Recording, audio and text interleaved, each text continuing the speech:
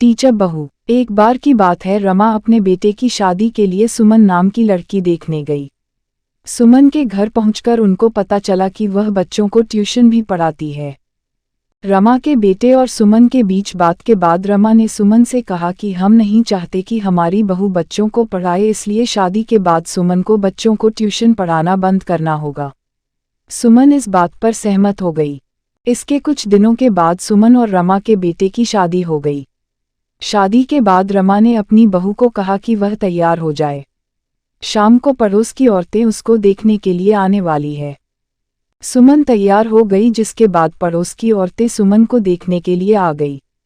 वह सुमन को देखकर रमा से बोली कि तेरी बहू तो बहुत सुंदर है। एक औरत ने पूछा, क्या यह नौकरी भी करती है? रमा ने बताया कि शादी से पहले वह बच्चों को ट्यूशन पढ़ाती थी, लेकिन उसको यह सब पसंद नहीं है। उसका बेटा अच्छा कमाता है, इसलिए उसको काम करने की जरूरत नहीं है।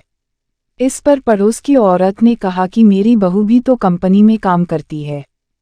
उसने रमा को कहा कि उसको भी अपनी बहू को काम करने देने चाहिए।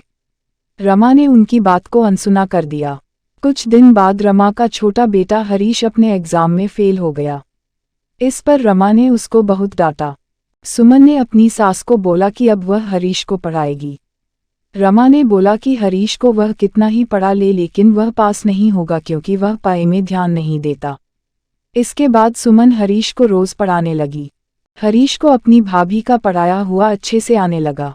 इसके कुछ दिनों के बाद हरीश के दोबारा एग्जाम हुए। अब की बार हरीश अच्छे नंबर से पास हुआ। उसने यह बात अपनी माँ को बताई।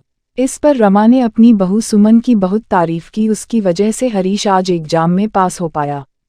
रमा ने इसके बाद अपनी बहू को बच्चों को ट्यूशन पढ़ाने की इजाज़त दे दी।